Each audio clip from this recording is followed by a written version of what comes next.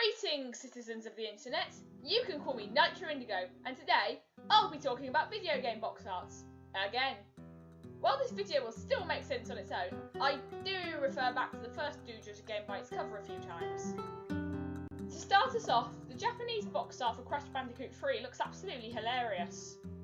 Back in the first video, I said that I liked the American box art for the worst game ever 2K2, but to be honest, most classic Spyro box arts just look awful in my opinion, with plastic looking 90s CGI. Take the European cover for Year of the Dragon. Benson, are you okay? The cover for A Hero's Tale looks great, with its pencil-drawn movie poster aesthetic, save for the really weird sparks under the logo.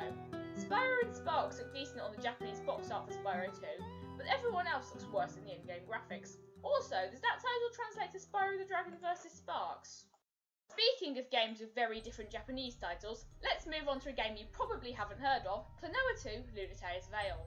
The Japanese box art shows the protagonist trio in a field, looking more happy-go-lucky than the remake of Daughter Phantomale's box art.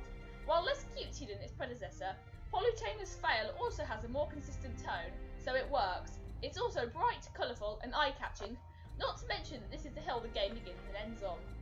The European box art shows Klonoa in a similar pose to the Japanese one, except this time, he's alone against a plain white background.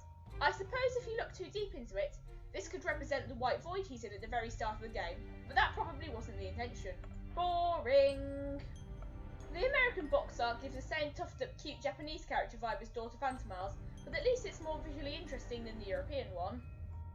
So this looks like a clear-cut case of American Kirby, or Klonoa, being hardcore, until you realise that the Japanese subtitle translates to something that the world would rather forget.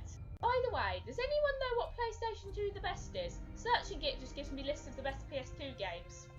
Also, I forgot to mention in the first Do Judge a Game by its cover that Klonoa, Daughter Phantomale is on the PlayStation Store right now. Please play Klonoa. Moving away from the realm of Sony consoles, rest in peace his GameCube port and Wii make of Klonoa 2 that both never were, I really don't like the European box art of the original Super Smash Bros. It looks like all the characters were drawn separately, then awkwardly stuck onto one image. Not to mention, I just don't like the black borders around every PAL N64 game's box art. Moving even further away from the realm of games I haven't played and into the realm of ones I have. In the first video, I said that I thought the American box art of the Wind Waker HD looks really tacky, but in this video, I'd like to talk about the non-gold washed Rest of the World version. In short, I love it!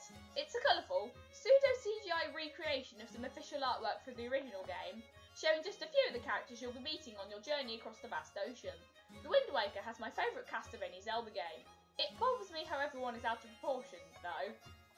Link is in a similar pose on the Japanese box art of the GameCube version. The initial loading screen of the Wii Make You, I'm coining that term now, may have been inspired by the background of this. Let's wrap this video up with Pokemon Ranger Shadows of Olmia, a game I'm not the biggest fan of, though Lucky 7DX has helped me appreciate it a bit more. Like most Pokemon games, it has the same box art everywhere.